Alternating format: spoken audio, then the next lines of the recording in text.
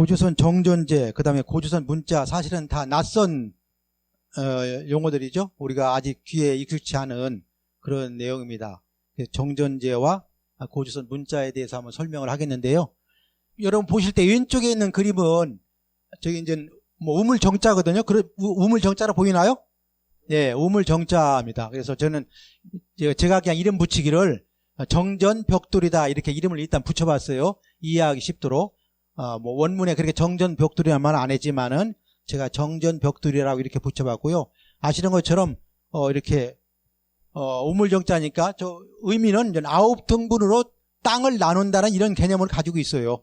9등분으로 보시면 이제 알 수 있겠지만, 그 다음에 이제 오른쪽에는 지금 두 글자예요. 그래서 미리 말씀드리면 위에 글자는 저, 아래 글자는 용이거든요. 저와 용이라는 두 글자를 오늘 제가 여러분께 설명을 해드리겠습니다. 네, 우선 정전제를 말씀을 드리겠습니다. 이 정전제, 우리가 뭐 들은 분도 있겠지만 사실은 이런 용어들이 낯선 용어들이죠. 낯선 용어들인데, 이 정전제라는 말이 어디서 나왔냐면은 우리 사서삼경에 하나 있는 그 맹자라는 책 속에 이제 맹자가 설명을 했어요. 그래서 하우씨는 50묘의 공법을 썼고, 은나라 사람은 70묘의 조법을 썼고, 주나라 사람은 100묘의 철법을 썼다. 그래서 하우씨는 50이 공하고 이런 규절이 맹자 등문공 상편에 저 말이 나와요. 그래서 이 정전제라는 것은 우리가 역사에서 중요한 하나의 그 부분인데, 사실은 뭐 우리 사마천 사기에 이런 뭐 설명이 자세히 나오거나 그런 게 아니라 맹자의 저 말이 실려 있기 때문에 사람들이 이제 사서삼경을 공부하면서 맹자를 인용하면서 저 말이 이제 우리가 이제 알게 된 거죠. 맹자 책 원문에는 맹자가 정지라는 말을 썼어요. 우물정자에 따지자. 그래서 땅을 우물정자 형태로 나눈다. 그러니까 농사를 어떻게 지을 거냐, 또는 농지를 어떻게 나눌 거냐, 그 기준을 우물정자로 정해서 땅을 나누기 시작한 거예요. 그 다음에 이제 주자는 정지라는 말보다는 이제 나중에 정전제라는 말을 쓴 거예요. 그래서 이제 주자가 천년 뒤에 정전제라는 말을 쓰면서 우리가 이제 원문에는 정지라는 말을 썼지만 우리가 이제 정전제라는 말이 우리가 이제 보편적인 용어가 됐어요. 그래서 우리가 일반적으로 정지라는 말보다는 정전제라는 말을 쓰고 있어요. 그래서 정전제 하나의 그렇게 땅을 우물정자로 나누는 제도, 간략히 얘기하면 그 얘기거든요. 그래서 이제 이 정전제라는 말이 주자에 의해서 이제 보편적으로 사용되었다, 이걸 알 수가 있고요. 맹자가 이제 정지라는 말을 할 때는 그때 이제 사회적으로 문제가 뭐냐면은 맹자가 살았을 때는 이제 전국시대 아주 혼란한 시대이기 때문에 왕들이 왕도 정치를 하지 않고 패도 정치를 한 거예요. 패도. 그 패권 싸움만 하는 그러한 정치를 하니까 바른 정치를 하려면은 이 정전제를 해야 된다. 그래서 이제 그때 이제 맹자가 주창한 그 정치 이념이 바로 왕도 정치라는 거죠. 그래서 왕도 정치와 정전제는 같이 따라다니는 말이에요. 그 당시에 그렇게 이제 사용이 됐어요. 제가 이제 문제를 제기하는 건 뭐냐? 그러면 정전제의 기원이 어디냐? 여기 어디냐? 지금까지 그동안 얘기해온 바로는 주자는 은나라에서 처음 시작됐을 것이다, 이렇게 얘기했고, 왕부지라는 그 주요 각자는 황제에서 시작됐다, 이렇게 봤고, 정약용 이런 분들은 기자에서 시작됐을 것이다. 또 우리 이기, 환단국에 나오는 이기 이분은 유순에서 시작된 것 같다, 이렇게 이제 설명을 했어요. 그래서 각각 이 정전제의 기원을 설명할 때 각각 이제 이렇게 차이가 났죠. 그래서 저는 이제 정전제의 진짜 기원은 어디에서 비롯된 거냐, 이것을 이제 한번 여러분과 함께 같이 밝혀보겠습니다. 우리가 이제 하은주는 많이 알죠. 하은주. 중국의 고대를 설명할 때 하은주 이렇게 쓰죠. 또 은나라는 또 뭐 상나라라고도 하고, 처음에 국호는 상이라 하기도 하고, 나중에는 이제 도읍지를 옮기면서 은이라는 말을 쓰면서 은이 이제 더 많이 사용되어서 이제 은나라다 하고, 이제 우리 맹자 경전에도 하은주 이렇게 나오는데 세 왕조를 우리가 줄여서 3대 중국 고대의 3대 왕조다 이렇게 설명을 해요. 우리는 다 이게 유학의 영향을 받아가지고 우리는 다 이 하은주가 이제 보편적으로 사용되는 말인데 거기 하은주에 대응해서 우리가 고주선을 얘기해야 되는데 사실 우리가 고주선을 너무나 모르고 있죠.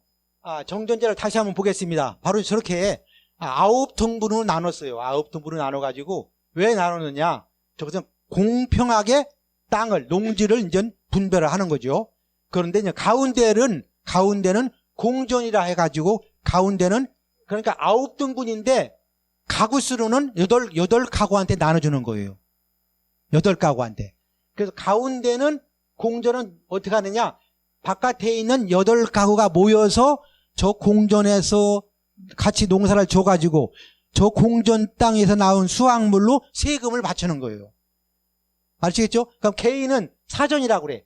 사전은 내가 내 땅에서 농사를 져가지고 내 소득물로 수확물로 가져가는 거예요. 세금은 가운데에 있는 공전을 공동 경작해가지고 그 수확물을 나라에 바치면 끝나는 세금을 안 내도 돼요.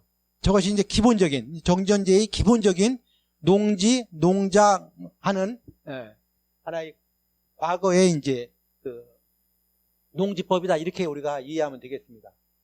그래서 각각 사방을 일일씩 해서 정의를 하는데 그래서 저걸 우물정자라고 쓰는데 우물정자는 하나의 단위예요. 단위. 그냥 뭐 우물정자 이게 뭐 우리가 다 핸드폰에도 이게 샵 표시가 돼 있지만 사실은 이제 우물정자죠. 이게 이제 말이 자꾸 이제 왜곡돼서 이 샵이라고 하는데 아무래도 우물정자거든요. 우물정자 네. 그래서 8가구가 예를 들어서 저걸 하나의 저 정을 땅 전체를 뭐 900묘라고 하면은 8가구가 8가구가 100묘씩 나눠 가지고 자기가 사전 자기 땅은 자기가 농사를 짓고 공전만 나중에 수확물을 이제 나라에 바치면 그게 되는 것인데 저러한 농사법 또는 토지 분배법 뭐 여러 가지 의미를 다 함축하고 있는 거예요. 저 정전제가요. 우리가 이제 선공후사라는 말은 여기서 나온 말이에요. 농사 지을 때 선공 하면 농사 지을 때 선공이 무슨 말이겠어요? 선공. 공전을 먼저 후사 사전은 나중에 그게 선공후사예요.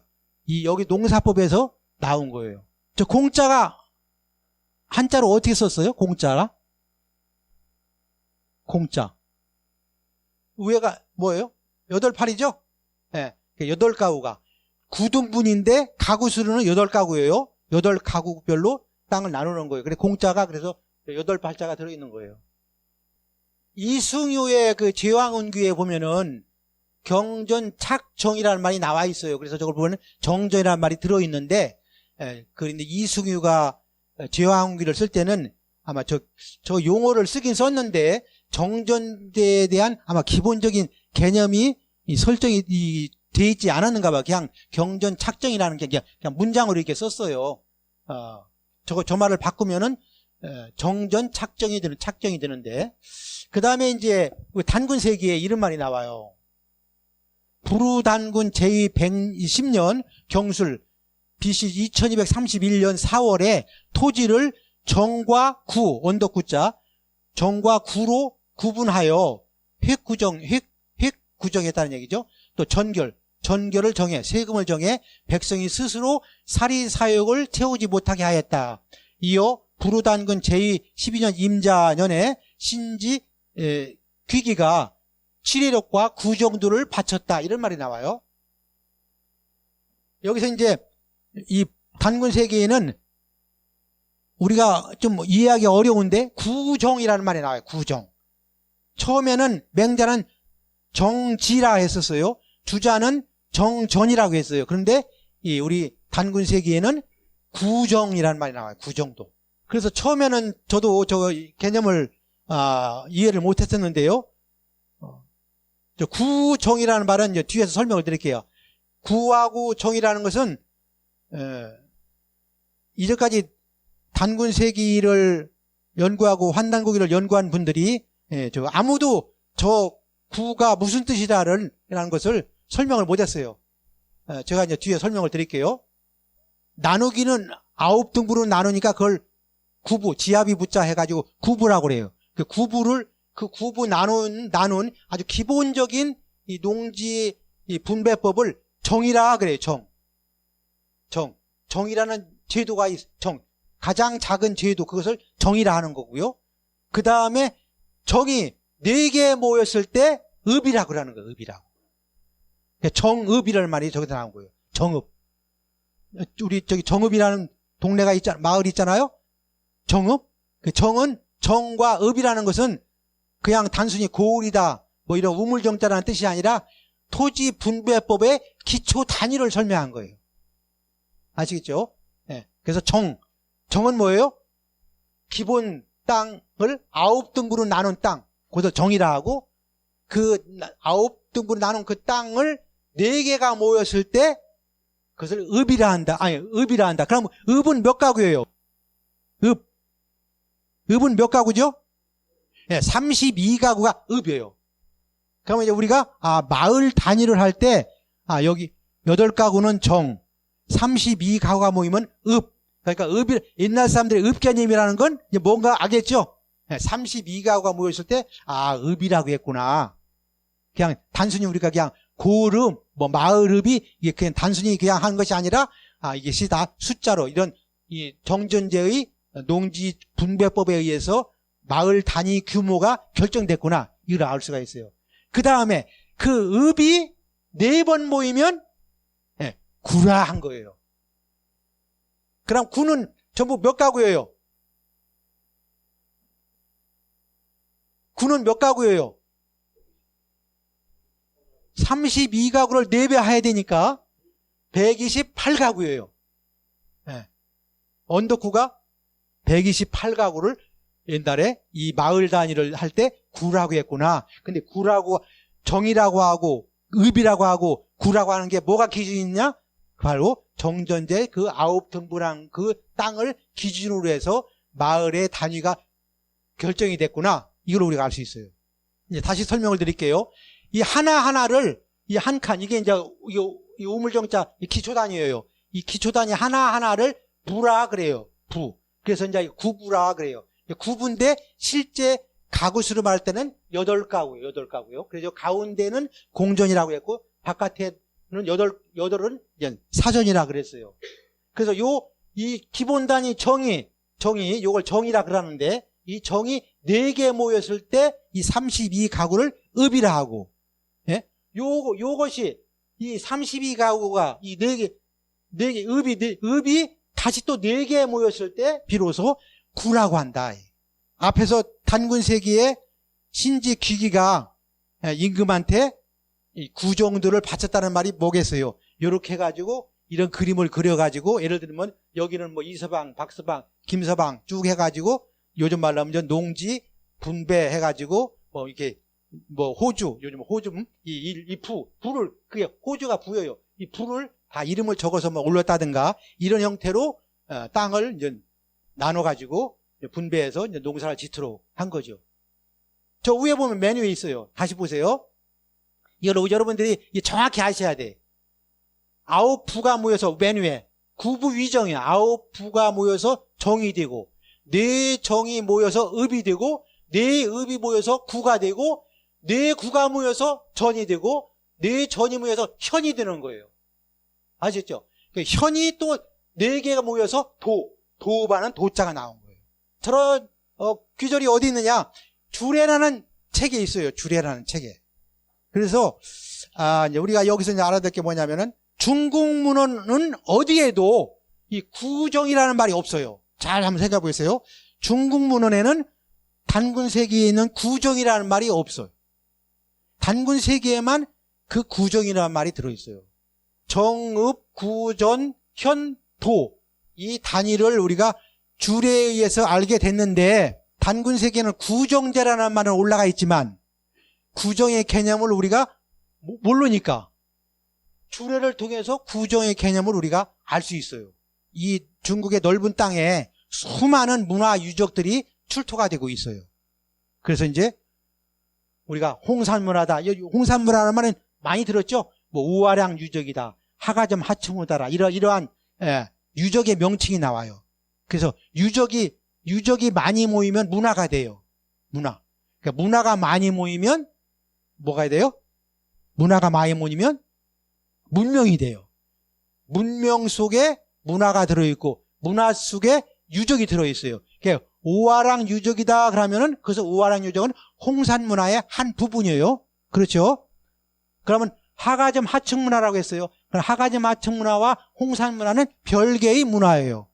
단위가 틀려요.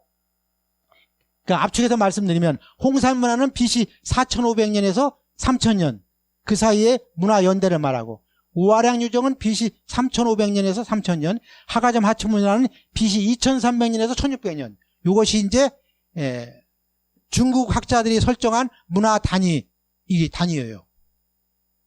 그래서 공교롭게도 하가점 하층문화는 BC 2300년부터 시작이 됐다고 해요. 물론 뭐 그 유물마다 측정하면은 뭐 BC 2500년 올라가는 것도 있고 BC 2400년 올라가는 것도 있지만 공통적으로 BC 2300년에서 1600년대에 존재한 문화를 우리가 하가점 하층문화라고 해요.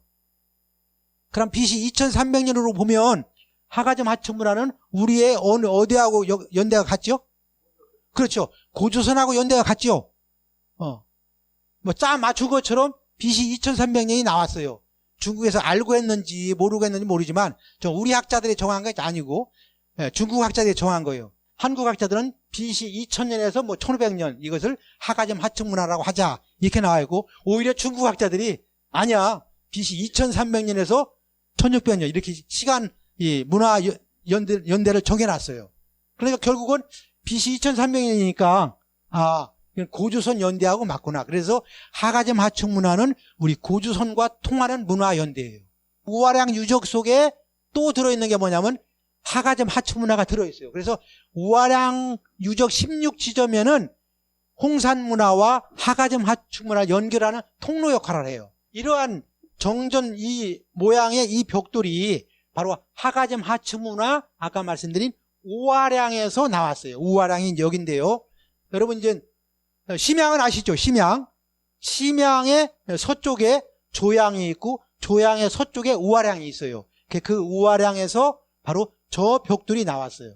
아무도 저것을 정전제로 설명을 하지 않았어요. 제가 내가 저걸 발표를 해야 되겠구나. 그래서 제가 처음으로 이제 제가 저 벽돌이 바로 정전제다라고 이제 제가 처음으로 논문을 쓴 거예요. 40년 동안 저 벽돌을 아무도 생각을 하지 않았죠. 그러면 이제 우리가 이제 문제를 제기할 수 있어요. 이거 뭐 이걸 뭐 우물정자 쓴 건데 이것을 어떻게 무슨 근거로 정전제라고 하느냐? 정전제 벽돌이라고 하느냐? 당연히 이제 우리가 문제 제기를 할 수가 있죠. 근데 잘 보세요. 이걸 잘 보시면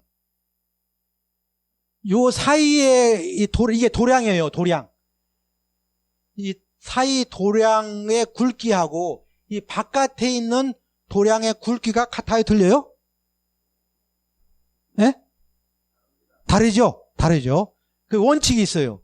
뭐냐면은 이 바깥의 도량은 안에 있는 도량의 2배여야 돼. 2배여야 돼. 그러니까 이것은 단순한 벽돌에다가 우물정자 글자 쓴 게 아니라 이것은 정전제를 설명하는 벽돌이구나 이걸 알죠. 근데 그 말이 이 안에 도량은 바깥 도량의 그러니까 바깥 도량은 안에 도량의 2배라는 말이 어디에 있느냐? 주례에 있어요. 그러니까 주례를 보고서로 제가 이것이 정전벽돌이 틀림없다는 걸 제가 이 고증을 한 거예요. 그냥 단순한 그냥 뭐 벽돌에다가 우물정자 쓴 게 아니라 이것이 바로 정전제를 시행했던 그때의 벽돌이라는 걸 제가 이제 논문으로 밝힌 거예요. 이제 주례라는 책에 보면 여기에 도량 그은 것은 수라구라고 바깥에 도량 그은 것은 구라구래요. 그래서 용어가 다 수, 구 이 용어들이 틀리게 나와 있어요. 그래서 이제 일단은 이 정전제를 이해하는 데 있어서도 주례를 우리가 참고해가지고 우리가 이해할 수밖에 없다. 물론 저것이 절대적으로 맞느냐라고는 또 이의제기는 할 수 있지만 그래도 현재 나와 있는 문헌 중에서는 유일하니까 저 이 둘의 문헌에 근거해서 저 벽돌을 우리가 정전제를 시행했던 당시에 그것을 설명했던 그 벽돌이라는 걸 알 수가 있고요. 그 뒷면에 보면 이렇게 돼 있어요. 앞면에 여기 그림으로 그리면 앞면에 이렇게 돼 있고 뒤에 여기 구멍이 뚫려 있어요. 구멍이 뭐냐? 저게 뭘까요? 앞면은 이렇게 돼 있고 뒷면에 저게 이제 홈이 뚫려 있어요. 저게 뭘까요? 네. 저게 우물이에요. 농사에 우물이 없으면 안 되잖아요. 그래서 우물 이 정자라는 게 땅을 물론 땅을 나누는 법칙이지만 반드시 가운데에 우물이 있어야 돼. 그 다음에 이 하가점 하층문화를 다시 한번 보시면 이따 뒤에도 나오지만 여기 심양이 여기 있고 그 다음에 조양이 여기 있고 우아량이 여기 있어요. 승덕 여기 있고 그 다음에 여기 진왕도 산해관 쭉 있고 그런데 바로 이제 요 조양 옆에가 우아량 여기가 이제 아까 말씀드렸죠. 우아량이라는 것은 홍산문화에도 해당되고 또 그 아래 하가점으로 들어가는 통로 역할을 한다. 그래서 이건 아주 중요한 곳이다. 우아량 유적이요. 여기서 이제 정전벽들이 나왔고요. 이 파란 점 찍힌 곳, 이 파란 점 찍힌 이 자국이 뭐냐? 하가점 하층문화가 나온 유물 표시예요. 이렇게 많아요. 이렇게 많아요. 이 일대는 조양, 여기 적봉, 이 일대는 하가점 하층문화의 보고예요. 보고. 구정제라는 말은 오직 단군세기에만 있다. 만약에 단군세기에 구정제라고 하지 않고 정전제라고 했다면 어떤 문제가 있을까요? 주자가 정전제 말 썼잖아요. 맹자는 정지라고 썼어요. 근데 만약에 단군세기에 정전제 어쩌고 했어 봐요? 이건 뭐예요? 주자 이후에 나온 위서구나. 그런데 단군세기에만 구정제라고 했어요. 그리고 우리가 어떻게 이해했어요? 주례라는 책을 찾아가지고 구정제를 이해한 거예요. 잘 보세요. 공자가 이런 얘기를 했어요. 하은주 그랬죠? 하은주인데, 은은 하래, 하나라의 예를 따랐고, 주는 은례를 따랐다 그랬어요. 그러니까 하은주인데, 은은 앞에 있는 하나라 걸 따랐고, 그 다음 주는 앞에 있는 은나라를 따라서 모든 제도를 예를 만들었다 이 얘기예요. 그러면 하나라는 누구 거를 따랐을까요? 저 문장을 완성을 하려면은 하나라는 고조선에서 따랐고 은나라는 하래를 따랐고 주나라는 은례를 따랐다 이렇게 하면은 이 문장이 완성이 되는데 공자도 이제 차마 그 말은 못했어요. 정전제의 기원은 누구다? 고조선이다. 시기적으로는 부르단군이거든요. 부르단군에 의해서 정전제가 시행이 됐다. 이 정전제로 인해서 이 동북아가 부르단군의 정전제에 의해서 이 동북아 하은주가 모두 정전제를 시행하게 되는 거예요. 그 맹자가 말한 맨 처음에 말한 그 정지가 뭐예요? 정지. 주자가 말한 정전제 결국 고조선의 정전제를 설명해주는 추석에 지나지 않는 거예요. 정전제라고 하는 경제적인 토대 위에서 고조선이 발전했다. 그래서 이 경제적인 토대 위에서 이 우물정자로 균등하게 농지를 분할하는 이 정전제에 의해서 뭐가 나왔다? 홍익인간이 나온 거예요. 그러니까 홍익인간이 허공에다 대고 말한 홍익인간이 아니에요. 저러한 제도 속에서 홍익인간의 개념이 나왔다. 이렇게 우리가 이해를 할 수가 있는 거예요. 정전제와 함께 홍익인간 이념이 동북아의 모든 그런 어떤 정치 이념이 되지 않았을까? 맹자가 차마 말은 못했지만 그 왕도 정치라는 게 뭐예요? 홍익인간을 구현하는 게 맹자가 머릿속에 생각했던 왕도 정치였지 않았을까? 우리가 이렇게 한번 또 생각을 해보는 거예요.